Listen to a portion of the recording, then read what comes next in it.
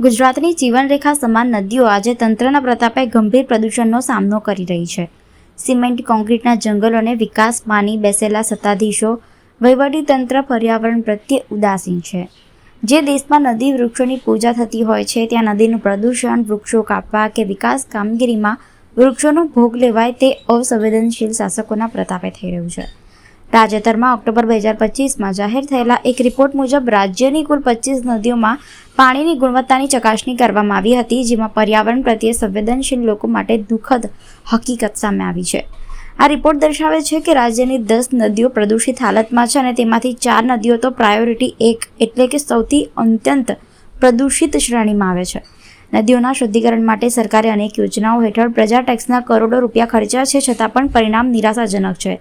Report સૂચવે છે કે નદીઓના શુદ્ધિકરણ પાછળ થયેલા ખર્ચ આખરે પાણીમાં ગયો. તપાસ દરમિયાન નદીઓના પાણીના biochemical oxygen demand BOD level ઘણું વધારે હોવાનું સામે આવ્યું છે, જે ઔદ્યોગિક અને શહેરી કચરાના સીધા નિકાલના કારણે થતા ગંભીર જળ પ્રદૂષણનો સ્પષ્ટ સંકેત આપે છે. રાજ્યની 10 પ્રદૂષિત નદીઓમાં સાબરમતી, ભાદર, ખારી, અમલખાડી, ઢાઢર અને વડોદરાની વિશ્વામિત્રી, મીંડોળા, શેરડી, અમરાવતી અને ભોગાવો નદીઓ સામેલ છે. વડોદરા શહેરમાંથી પસાર થતી ઐતિહાસિક વિશ્વામિત્રી નદી ગાયકવાડ શાસન સમયે ખડખડ વહેતી હતી, પણ આજના શાસકો વહીવટીતંત્રના પ્રતાપે નદી પ્રદૂષિત થઈ ગઈ છે. રાજ્યની પ્રદૂષિત નદીઓમાં 6ઠો નંબર વિશ્વામિત્રીનો છે. 6 મહિના પૂર્વે વિશ્વામિત્રી નદીનો સરકાર દ્વારા 1200 કરોડનો રિવાઇવલ પ્રોજેક્ટ મંજૂર કરાયો છે. નદીને ઊંડી કરવા, પ્રદૂષણ મુક્ત કરવા અને સુશોભિત કરવા પાછળ કરોડો ખર્ચ્યા છતાં આજની પરિસ્થિતિએ નદીમાં હજુ પણ દૂષિત પાણી છે. વિશ્વામિત્રી નદી શુદ્ધિકરણ માટે સત્તાધીશો વહીવટીતંત્રની ઈચ્છાશક્તિનો જાણે અભાવ દેખાય છે. વિશ્વામિત્રીની શુદ્ધિકરણ રિવાઇવલ પ્રોજેક્ટની કામગીરી દરમિયાન નેતાઓએ દોડી આવી પોતાની પીઠ થાબડતા હતા. આ ચોમાસામાં પૂરની પરિસ્થિતિ ન આવી તેનો શ્રેય પણ પોતે લીધો છે અને હવે જ્યારે નદી પ્રદૂષિતમાં 6ઠા ક્રમાંકે છે ત્યારે પોતાની ભૂલોની જવાબદારી સ્વીકારવા કોઈ સામે આવ્યું નથી. વિશ્વામિત્રી બચાવ સમિતિના અગ્રણી શૈલેષ અમીન દ્વારા તંત્ર સામે ગંભીર આક્ષેપો સાથે નારાજગી દર્શાવી હતી.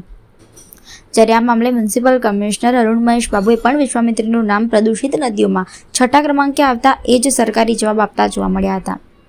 વિશ્વામિત્રી નદી મામલે સમગ્ર તંત્ર હવે ગંભીર બને અને જમીનની ધરાતલ પર વિશ્વામિત્રીમાં આવતા દૂષિત પાણીને રોકે અને કડક કાર્યવાહી કરે અને ગાયકવાડ શાસન સમય દરમિયાન જે રીતે ખડખડ વિશ્વામિત્રી નદી વહેતી હતી તેવી જ વિશ્વામિત્રી નદી શહેરીજનોને પાછી આપે. કેમ કે રોડ, રસ્તા, બ્રિજ, બાકડાથી વધુ નદીનું શુદ્ધિકરણ એ પર્યાવરણની રક્ષા એ જ સાચો અને ખરી દિશામાં વિકાસ છે અને તંત્ર તે દિશામાં કામગીરી કરે તેવી લોક લાગણી અને માંગણી છે. ગત વર્ષે વિશ્વામિત્રી નદીમાં પૂર આવ્યું અને આ પૂર આવ્યા પછી નવલાવાલા કમિશનનો રિપોર્ટ બનાવ્યો અને વિશ્વામિત્રીને ક્લિનિંગ, ડિસિલ્ટિંગ, વાઇડનિંગના કાર્યક્રમમાં 1200 કરોડ રૂપિયા રાજ્ય સરકારે આપવાનું જાહેર કર્યું. આ 1200 કરોડમાંથી જે કંઈ અંશે કામગીરી થઈ ગઈ, પણ કામગીરીમાં પૈસા ચૂકવાઈ ગયા પછી પણ વિશ્વામિત્રી આજે મોસ્ટ પોલ્યુટેડમાં 6ઠા ક્રમાંકે આવી. ગુજરાતમાં 6ઠા ક્રમાંકે પ્રદૂષિત પાણી ધરાવતી વિશ્વામિત્રી નદીમાં ઝેરી પાણી પણ છે અને ગંદા ગેસ, ગટરના પાણીના ગેસ ઉડે છે, એ પણ ગંદકી લોકોને સહન કરવી પડે છે. તો આ 1200 કરોડનો મોટો જ ભ્રષ્ટાચાર. આ પૂર આવ્યો એનું નિવારણ લોકોનું શું થયું એના કરતાં 1200 કરોડના ફાળવીને 1200 કરોડમાં પૈસા કમાવાની તક સરકારે શોધી લીધેલી એવું લાગે છે. આજે પણ આ નદી આપણે ઊભા છે તો બિલકુલ ગંદી, ગોબરી, ગટરના પાણીના ધોધ પડતી અને મોસ્ટ પોલ્યુટેડ ને ઝેરી પાણી ધરાવતી હોય એવી દેખાઈ આવે છે. એના આધારે અત્યારે જે કામગીરી ચાલી રહ્યા છે, NGT રિવ્યુ અને સ્ટેટ ગવર્મેન્ટના હ્યુમન રાઇટ્સ કમિશન એની રિવ્યુમાં અમે કાયમી કરતા હોય છે.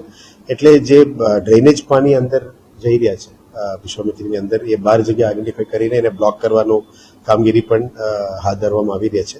એ એક દિવસનું કામ નથી, આટલા વર્ષોથી એનું કદાચ ડ્રેનેજ પાણી જતું હોય એને બંધ કરવાની ફરજ પણ છે, જેથી કરીને ગંદુ પાણી ના જાય. અને આવનારા દિવસોમાં જે STP પાણી અને WTP ટ્રીટેડ પાણી પણ એને પણ વોટર રિયુઝ પોલિસીમાં આગળ લઈ જવા માટે પણ અમે પ્લાનિંગ કરી રહ્યા છે.